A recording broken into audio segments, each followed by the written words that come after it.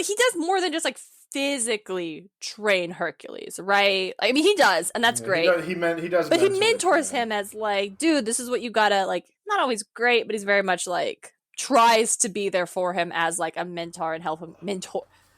It would be a mentor if it was Chiron the Centaur. He'd be the mentor. I'm not sorry. I'm on a string of bad jokes. I'm after a week of late night studying, and I'm so tired. Let's go.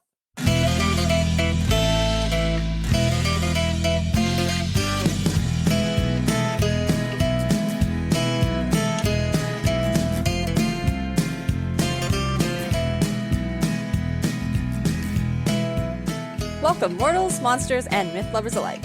You're listening to Podcast of Poseidon, where we explore ancient myths and their modern retellings by reading Rick Riordan's Percy Jackson and the Olympians. This is Chapter 5, Chiron. I'm your co-host, on loan from the Hunters of Artemis, Darien Smartt. Joining me is my co-host and brother, hailing from Cabin 19, DJ. Hey, how's everybody doing today? If you don't know, Cabin 19 is Taiki, sorry. It's just spelled really Smote, weird. You've been smited. It's over. Yeah, it's Taiki, and she is the goddess of chance. Yeah, and the odds of you messing up the pronunciation of the name, very high. 100% of the time that I pronounce it. As soon as it starts recording, you will mispronounce the name. Well, today, DJ is going to be the one taking us on this fantastic mythical journey because I started a new job and started taking online college courses again. And everything is psychology. So, Davis, what have you got for us? Me and the audience. So today we're talking about Chiron, and it's going to be a good time because he kind of was wild in his days. For those of you who don't know, Chiron was born from Kronos and a girl named Philyra, I want to say. And the reason he's half man, half horse is because when he was doing the nasty with Philyra, Kronos was caught by Rhea, and he transformed into a horse to try to get out of it in the midst of sex. Yikes! Oh, yikes! And so Chiron comes out, and he's the eldest of all the centaurs, and then all the centaurs are descendants of his daughters, I think. I think that's, if I read that correctly, or they were nursed by his daughters? I'm not certain. It was very unclear. It was written in that Greek way where, like, everything's kind of a riddle. Yeah. So, and then, like, Chiron is, the great teacher, as Smite, Battleground Gods would say. We're, like, not even 3 minutes into the episode, and GG's always like, let me talk about Smite now. Smite's great. I'm going to get to it later because, like, it's pretty good. But, yeah, he taught a lot of heroes. Jason, Aristocles? No. Asclepius. That's the guy's name. What did he do? Achilles. Asclepius. Yeah. I know Jason, and I know, obviously, Achilles. But I don't know this Asclepius gentleman. Asclepius? He was the god of medicine. Whoa! Which makes sense, because that's a perfect segue. Chiron was the father of medicine and surgery. In a lot of situations, he was just healing people left and right and just going to town on it. Just having a fucking good time. That's like, he healed really cool. The phoenix and the blindness and, like, and other shit like that. Why does Apollo get all the credit for this? Like, why is that medical symbol the stick with the snakes on it? Or is that Hermes? That's Hermes. That's Hermes, yeah. Okay, well, my question still stands, is... If Chiron is the father of medicine and surgery, why don't ambulances have like a fucking centaur silhouette? I couldn't tell you. Dave, you had to be prepared for all of my weird questions. This is what it means to be the one that did the research. Let's be real here. Apollo's a god. But we're talking about Hermes. You're right. But even still, Hermes is a god. Yeah. Like, my point still stands, just a different name. You know? I mean, yeah. So, and he raised Achilles from birth too. Like, a lot of what I was reading was in the first person of Achilles, which was kind of weird. But just like totally did not baby Achilles at all. Even when he was a baby? From, like, at age 5, he was wielding swords and bows, pretty much. War was ingrained into it. Oh my goodness. Okay, well, like, to be fair, Achilles was essentially immortal, save for that, like, one little heel. So, like, I guess if, like, you're Chiron and you're raising, like, a demigod baby with, like, that kind of ability, you know you don't have to, like, take him through the tutorial, because he's gonna be fine. Yeah, pretty much. He's got the Mario Superstar from, like, the get-go, so let's not even worry about that. Let's just get good. Chiron's just kind of cool. He was just wildin', and his death was extraordinarily tragic in most situations. Yeah. Wait, hold on. I have a question. So before we get to his death, I want to talk about real quick, why did he become a teacher in the first place? They didn't really explain a lot of shit in that what I was reading. Mm-hmm. Probably to just like fuck with his dad. That's so good. It's like if your dad is a preacher, you become like, you know, a rock star tattoo artist just to be like, fuck my dad. And it's like, oh, if your dad's an evil cannibalistic titan, you decide you're going to train his grandchildren for the rest of eternity to kick ass. I like it. I'm here for it. That's a mood. After his dad was murdered, Chiron was found by Apollo, and Apollo taught him the art of music, lyre, and archery. That's cool. And prophecy. Is that why centaurs are often associated with prophecy down the road, you think? Probably. I dig it. I mean, at least Chiron, because a lot of centaurs are kind of dicks and savages. Yeah. For the most part. What's up with that? Do we know? Why is Chiron chill and everyone else is not? I couldn't tell you. I feel like it was horses that were nursed by Chiron's daughters just became centaurs, but they still had that wild horse attitude. Like, fuck you, I'm the best. Yeah, that's a horse. That is a horse. Every horse I've ever met. And so that's probably where that comes from. And it's a great segue into the tragedy of Chiron's death. Perfect. Okay, here we are. We found it. Yeah. Which was, in most that I read, except for one, which I thought was really stupid, and I'll get to that. Mm-hmm. Most of them that I read, Hercules was hunting the other Chiron, the other centaurs, because, I mean, they were probably just, like, being assholes. Yeah. Let's be real here. Mm-hmm. And they all fled to where Chiron was staying and was just, like, huddling around Chiron, hoping that he would protect him. And Hercules shot an arrow that was tipped with hydra poison. What a dick! He wasn't even aiming at Chiron, though.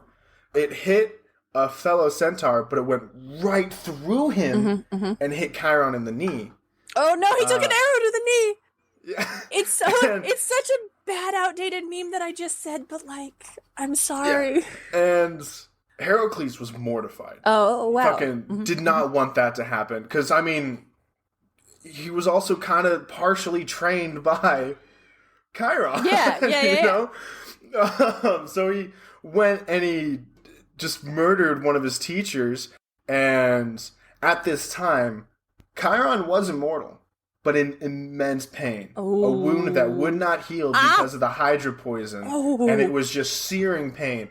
And the gods took pity on him and took his immortality and gave it to Heracles and let Chiron die. The fuck? And made... I think, no, it was Chiron who wanted that. He's like, give my immortality to Heracles. Okay. And all right, because Chiron's cool till the end. Chiron's a great teacher. Oh, yeah. And then they made Chiron Sagittarius, the constellation in the stars. So Sagittarius is from November 23rd through December 21st.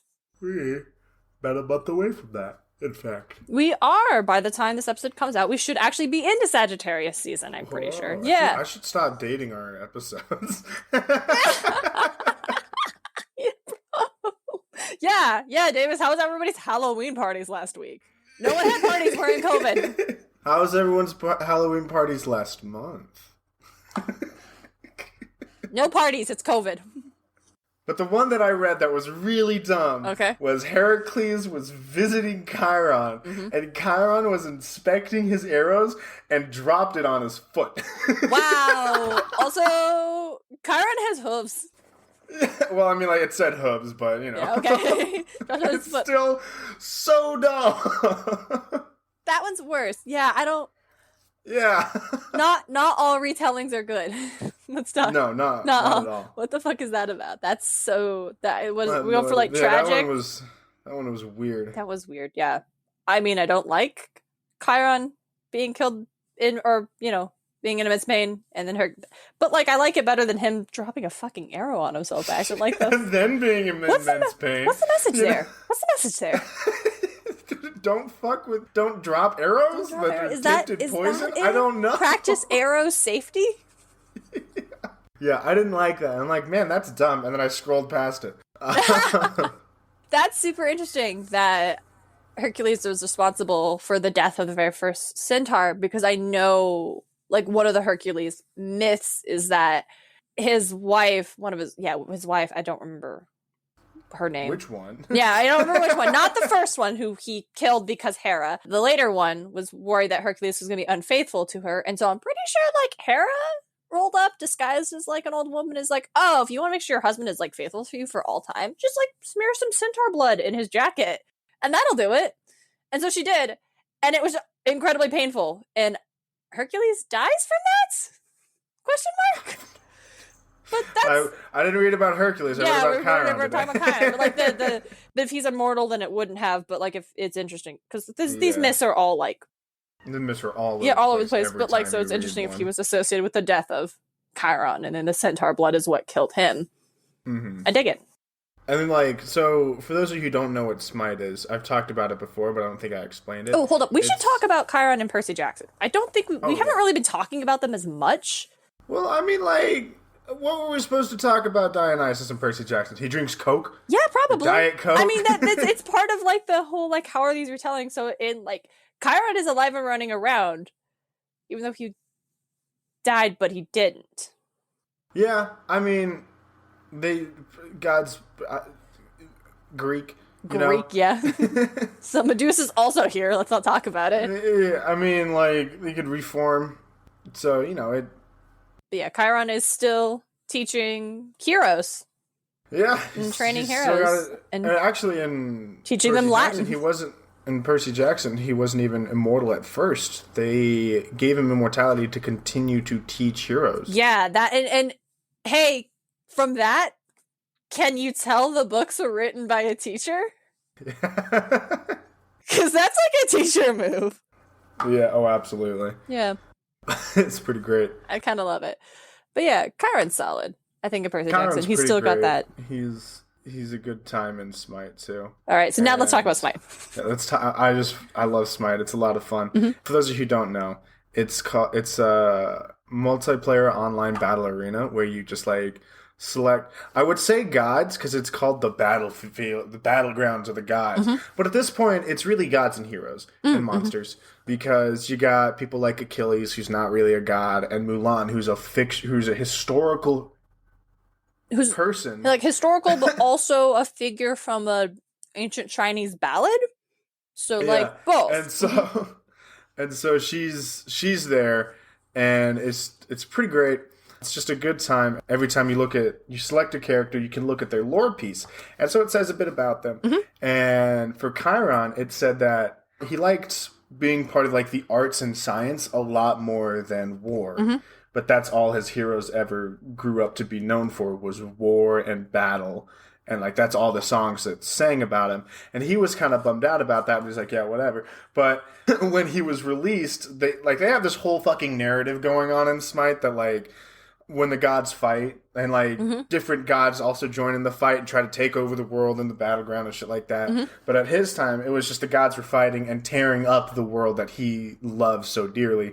And so he has to join the fight to calm them down. Oh, I love that. Yeah, to save everything he wants and to calm them down, he joins the fight. And it's really funny compared to one of the most recent additives, Cthulhu. Oh shit! You've got Cthulhu. Cthulhu was added, and his whole thing was to bring madness to the world. And his kid's fucking cool as shit. Ooh. But yeah, and so it's super cool that they just got like this big fucking narrative spanning across the. That's really neat. I didn't know that. Yeah, listeners, if you couldn't tell based on my reaction to learning Cthulhu's in that game, I do not play Smite. I love the idea of it, but I am not good at video games. is the thing. But I like video games, and I like hearing about video games, and I listen to a couple video game podcasts for someone who literally plays no video games. But yeah, that's all I got on Chiron. I mean, I know that there's a lot more for him, and I did it within the hour before we did the podcast. But don't admit to that. I've got a couple more that I pulled up just real quickly of like a list of like Chiron and like centaurs in general in pop culture. And I think maybe like zeroing it down on like Chiron specifically rather than like centaurs in general, because as you mentioned, Chiron is very different than other centaurs. Like, oh yeah, he's not. I mean, even in the series they do that, but they don't show up until like Sea of Monsters, I think. Yeah, the party ponies. We will talk about the centaurs and their whole thing. All right, so a couple examples of centaurs that line up with the tradition of Chiron. Definitely the Chronicles of Narnia by C.S. Lewis. I had to do a spoiler warning. I promised we do spoiler warnings. You know what? Yeah. All right, check. I actually don't have a list. I'm just check the description. I'll put it there when I'm editing. So the Chronicles of Narnia from C.S. Lewis depicts centaurs as from this article, the quote, wisest and noblest of creatures. And that is Chiron. Because they're also gifted at stargazing, prophecy, healing, and warfare. So the centaurs in the Chronicles of Narnia definitely carrying on that Chiron tradition. Healers, warriors, prophecy, the whole vibe. We also get to that old folktale with no author, Harry Potter.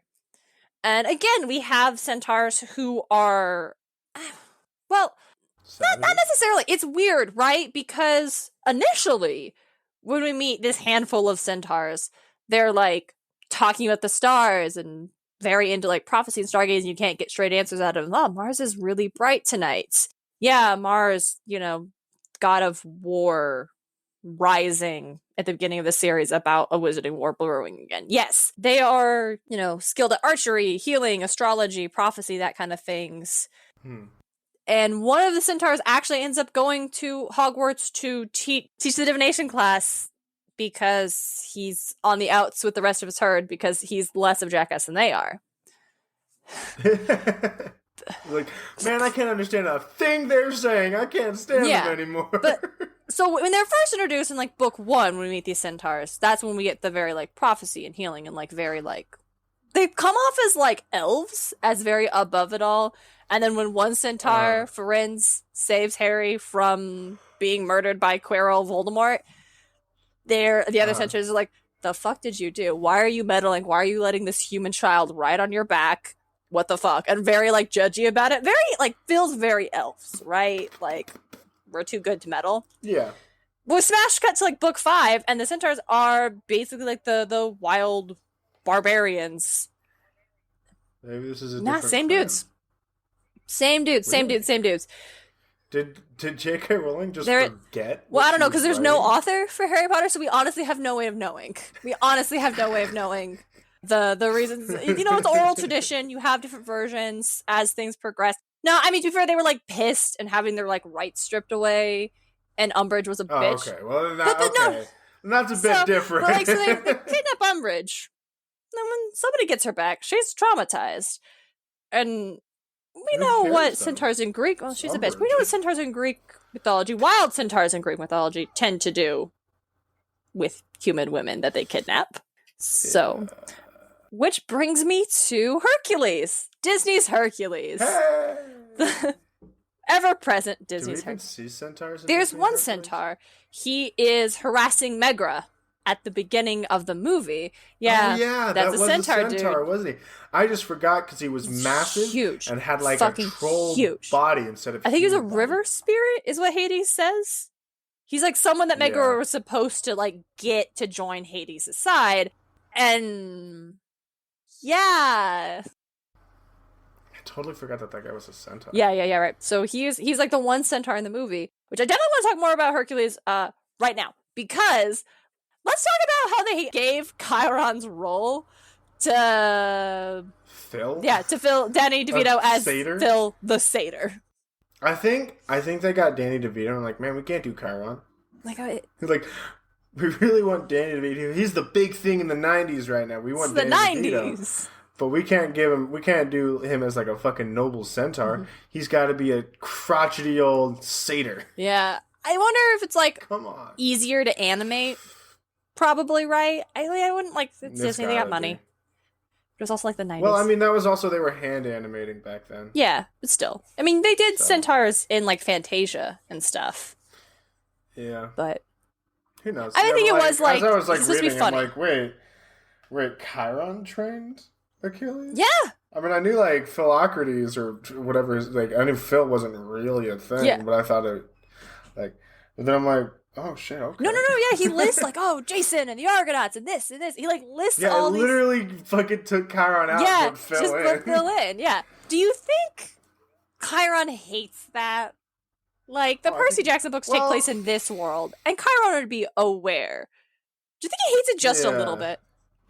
Like not as much as Hades hates Hercules, the Disney movie from 1995, but like maybe if we're going to talk about we should do an episode on who got the most slighted in Disney's Hercules from 1995. Yep. Slighted?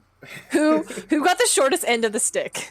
Zeus would be like, I mean, they made me a good guy. Zeus always thinks of himself as a good guy, so he's just like accurate. Oh, I think it might have been Chiron. I mean, yeah, Hades is a dick, but like I think it might have been Chiron. Chiron, yeah, he didn't even fucking He wasn't even there, and that role was clearly his. That's who he is. Literally just the trainer. Yeah, the teacher. That's all he is. Yeah. The great teacher. He trains lots of like heroes to like do battle and stuff. And like they often die, but that's not his fault. That's what Greek heroes do. Yeah. And he hates it every single time. And it is a bummer. Right? It's brutal.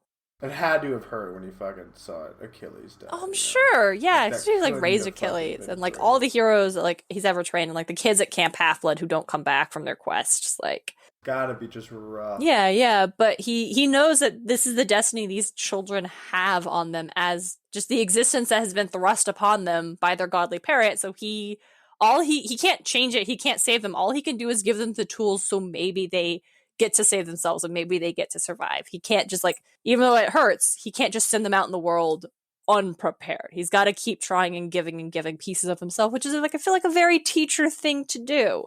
I don't know, I'm not a teacher, but I know the teachers who I remember and like held on to and it really inspired me felt like they always like tried to give little pieces of themselves to their students and be like, yeah, here's what you need. Rather than just sitting down and doing the job. Yeah, like a little bit more. My favorite teachers were my 5th grade teacher and then my 6th grade English teacher. My favorite teacher was my 2nd grade teacher, and as much as like shit as I've given her on this show, I really liked my theater teacher. Yeah. In high school. She was very cool. Awesome. So we know Chiron is a great teacher. He taught Jason, he taught Achilles, he taught Percy Jackson. He's great. But he's not the only great teacher in lore, in pop culture. So we're going to see how Chiron's teaching stacks up against another teacher from pop culture. So DJ, which teacher from pop culture are we going to be talking about? Dewey Finn, School of Rock, Jack Black. Okay. So for any of our audience who hasn't seen Blackjack's masterpiece, School of Rock, DJ, what is this movie about? School of Rock is about Jack Black's character, who goes by the alias when he answers the phone of his roommate, Ned Schneebly, because Ned Schneebly in the movie is like a substitute teacher and goes around temping. And so a job opportunity opens up for Ned Schneebly, but Jack Black takes the phone and, so now he's going by Ned Schneebly all of a sudden. And then he comes across this class of kids. And in a preppy private school. It's a preppy private school. So these kids are there to learn, except for like one kid. I think it was like Freddie Jones. I think that's his name. And then he's like, I'm not going to teach these kids no homework for the rest of the year. Who gives a shit, right? He's just there for a paycheck. He's there for the paycheck to pay the rent because Ned Schneebly, the real Ned Schneebly's on his ass about it. Fair, pay the rent. I know, right? And then he walks past the kids in music class, and he realizes, oh, hey, these kids can... and also to preface this whole thing, he recently got kicked out of his band. Yeah, that's kind of important. Okay. That's an important thing. And so, like, the Battle of the Bands is coming up. He's looking for a band to play with. And these kids come along, and he's like, hey, these kids can play. And so he starts teaching them how to, like, play rock music. And it's a great time. And then hijinks ensues. Hijinks ensue. Yeah. And it's one of Jack Black's fucking best, honestly. Like, he's got height of his powers. He's got some bangers out there, but School of Rock, dude, it's up there. Can't be beat. It's probably second or third because I just really like Nacho Libre. Oh my god. Okay. Well, we're not talking about Nacho Libre. We're talking about School of Rock and Jack Black and Chiron switching places. Yep. I don't think anybody wins if those two switch places. Absolutely not. Oh, no. Maybe I take that back. Because here's what we know. We know Chiron has absolutely no problem taking the place of a pre-existing teacher under false pretenses.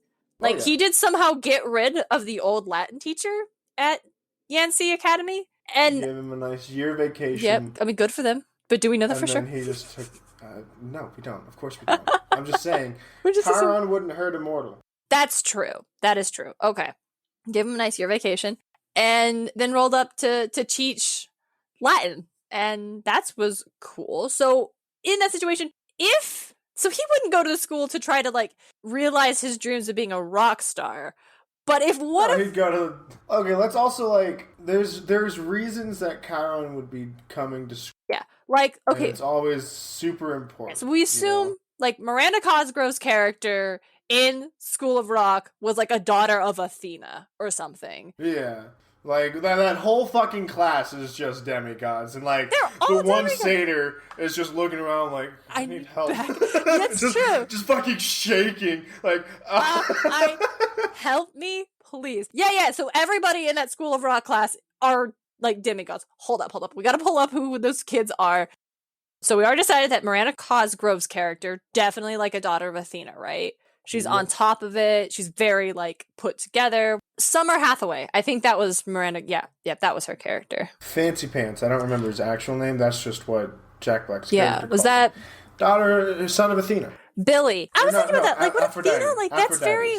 No, I didn't mean to say Athena. I meant Aphrodite. Yeah. So he's the band styler. She's very into the aesthetic. He does the glam rock look. It's very big. It's very bold. He's very much himself. Yeah, I think a son of Athena. Aphrodite. Yeah. Billy, definitely son of Aphrodite. He brings the aesthetic. There's the girl, Alicia. She was the one who sang Amazing Grace and is just whoa. And she's super shy and self-conscious, but she shows up with those pipes and crushes it. Hey, Freddie Jones. Yeah, Freddie Jones is that... That was the kid on drums. Yeah, it's the drummer, clearly troubled kid. I think he's the one that was hanging out with the other rockers and they're cool. And that's when Jack Black has to show that he actually has the capability of being a good teacher, but being no, get the kid away from the bad influences and actually take things seriously. Yeah. So he is... Gosh, who would he be? Who's his demigod parent? Thinking maybe Apollo, but he's not on the guitar. I would say he's a drummer. That's music still.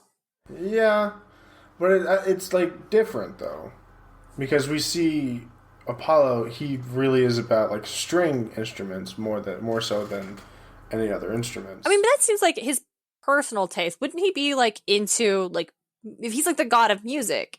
Yeah, he likes string instruments the best, but. Yeah. Well, I was actually gonna say maybe Zach, the guitarist who wrote a song. Oh, you're right. Yeah, I forgot the kid actually wrote the song. Obviously. He wrote that song. Mm-hmm. The kid that makes the light show for the performance, Gordon, definitely son of Hephaestus. Oh yeah, for sure. I think you've got two kids over here who are part of the band's security. They're clearly sons of Ares. Yeah. Lawrence, the kid on the keyboard. It's getting hard. It's getting hard. It's because you want to almost all the music kids. Yeah, they're just kids of Apollo. Yeah, I mean, you could easily just shove them in there, but where's the fun in that? But where's the fun in that? Yeah, so you got Katie, who was she was a cellist beforehand. She actually had musical experience, and then she became the bass. Yeah. Oh, and I'm reading this on the wiki. Apparently she was supposed to have a solo scene during the credits, but Jack Black forgot his line that would have given her the cue. Aww. So, that sucks. But yeah, Posh Spice...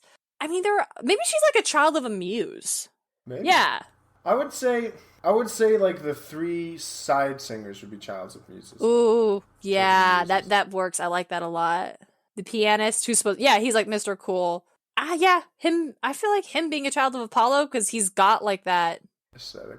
Oh no, he's the kid who was worried he wasn't cool enough to be in the band. Yeah, and so Jack Black turned him into Mr. Cool. Yeah, he was no, what? You're cool. Yeah, again. Jack Black actually might have been a pretty good teacher in that movie. I'm not sure how great he was under false pretenses, an incredible teacher. A great mentor. Much like Chiron. Yeah. I can't see Academy. Under false pretenses.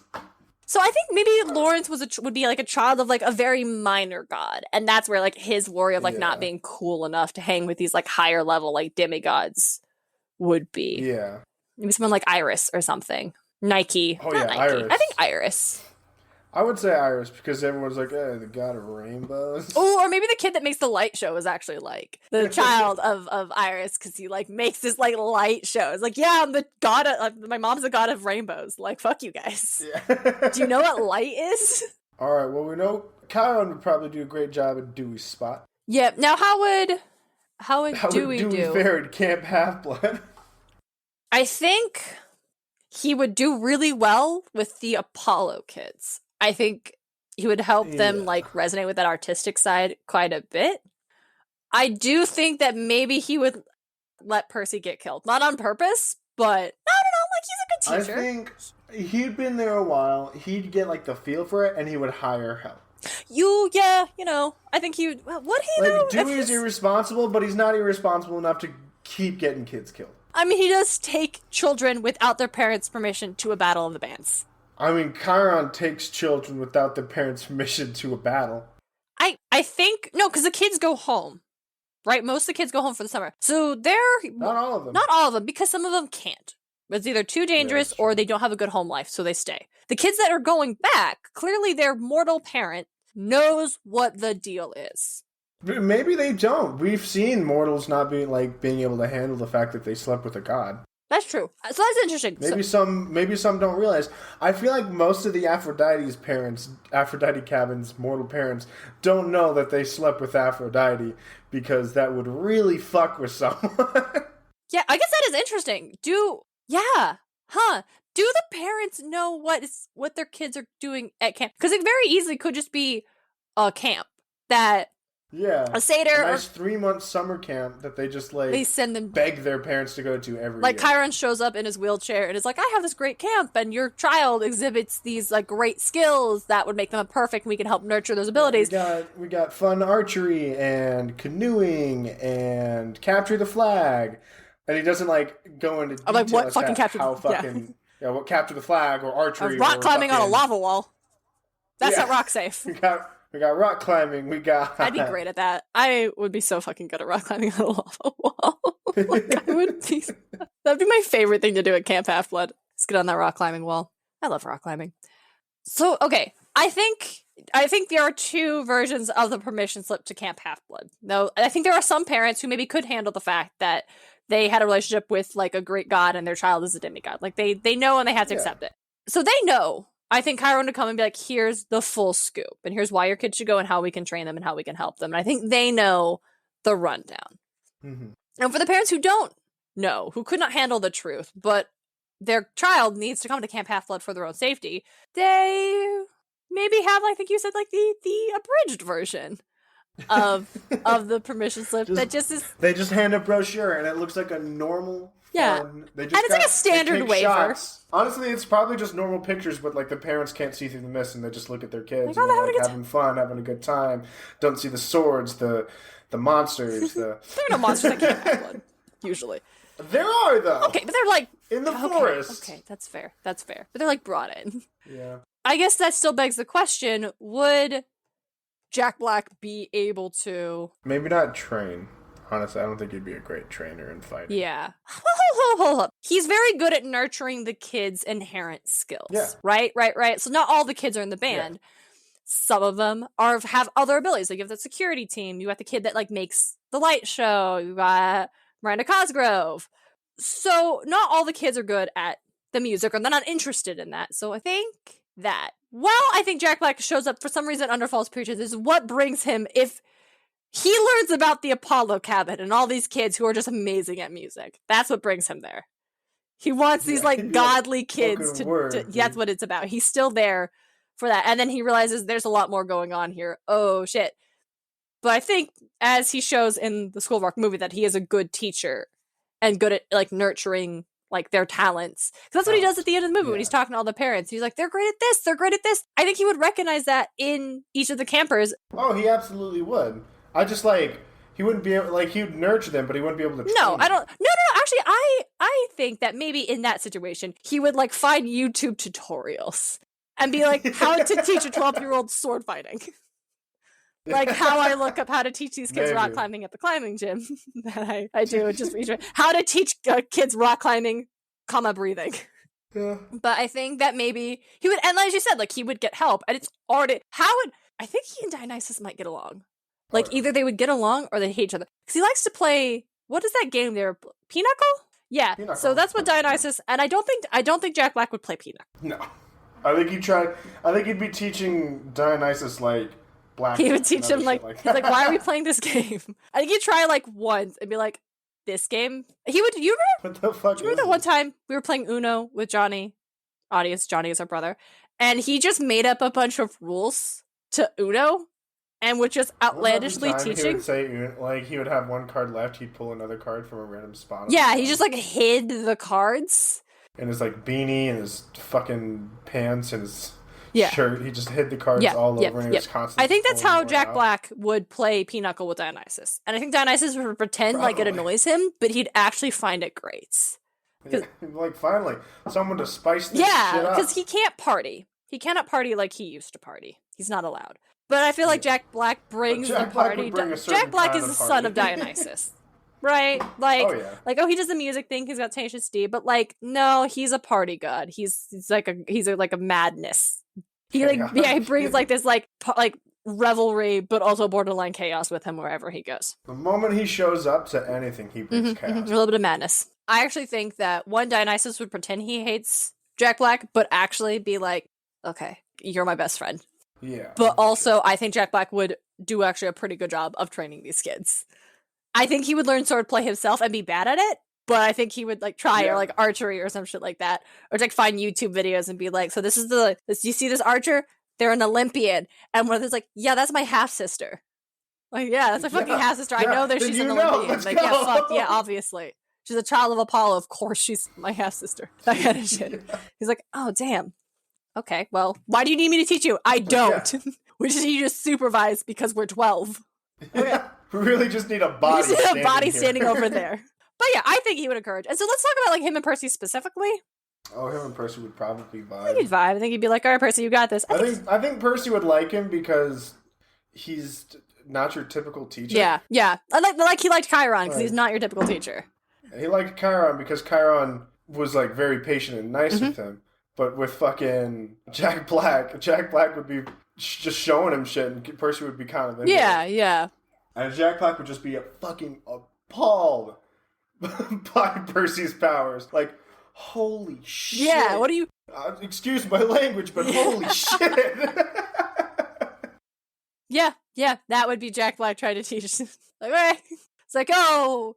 you're gonna be fine. And Percy's like, I'm so frustrated. I have this prophecy on my shoulder. And he's like, you can control the ocean with a wave of your hand.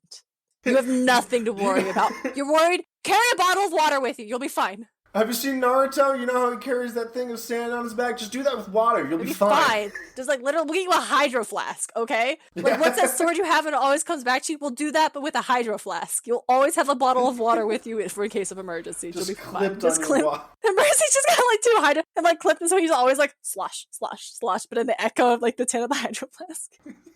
But like they're decorated with like stickers because like Jack Black is like, Percy needs to use it. It just. Because he's got to open it. It takes him so long. By the time he gets it open, By the time he gets it open, Kronos is already like charging at him, ready to thrust him. He just like chucks the actual metal hydro flask. He just uses the hydro flask as a grenade by thrusting the water in it. So yeah, it works. It's great.